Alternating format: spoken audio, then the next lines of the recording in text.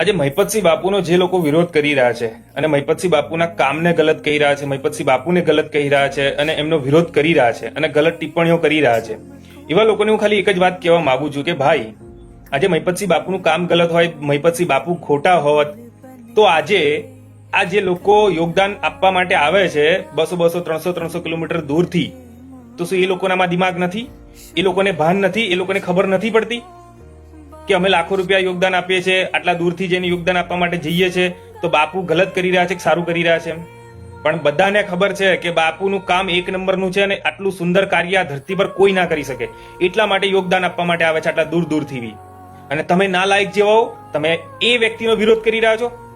પણ હું તમને એક જ વાત બીજી કહેવા માંગુ છું કે તમે મહિપતસિંહ બાપુનો વિરોધ નથી કરી રહ્યા, તમે વિરોધ કરી રહ્યા છો જે હજારો માણસ જે લાવારીસ છે, વૃદ્ધ મા બાપ છે, એમના 2 ટાઈમના ભોજનનો વિરોધ કરી રહ્યા છો.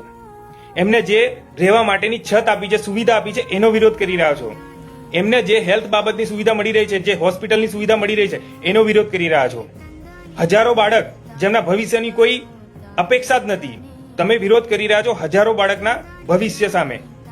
તો મારા ભાઈ, આજે મહિપતસિંહ બાપુનું તો દિલ બહુ મોટું છે, એ તો તમને એક ટાઈમે માફ કરી બી દેશે. પણ તમે જે આ વિરોધ કરી રહ્યા છો ને બધાનો, એ બાબતમાં છે ને આ ઉપરવાળો તમને ક્યારેય માફ નહીં કરે. તો મારા ભાઈ, તમે સુધરી જાઓ, હજી પણ ચાન્સ છે તમારી જોડે. ખોટી રીતે ખોટા આક્ષેપો અને ખોટા વિવાદો ના ઉભા કરો, એ જ બેટર છે.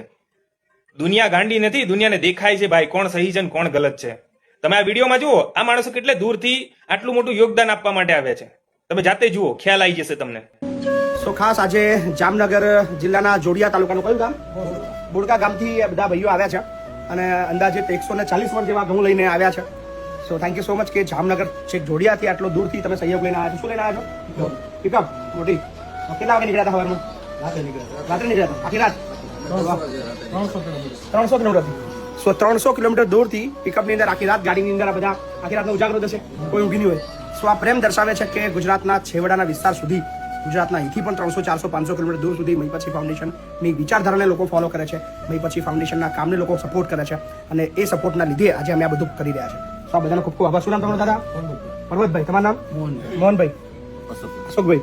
ગોવિંદભાઈ. શાંતિભાઈ. શું કરો છો તમે બધા? ખેતીવાડી. આ ગામના લોકો ઉઘરાયા કે તમે બધા?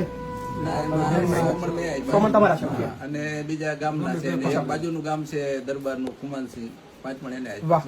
So thank you so much, જેમને પણ સહયોગ કર્યો છે. પ્રાથમિક તૈયારી કરી છે, હવે તો વધારે જ. વાહ, થેન્ક યુ. બસ આવો સહકાર આપતા રહેજો. સો આનાથી પણ વધારે અમે કામ કરતા રહીએ. Thank you.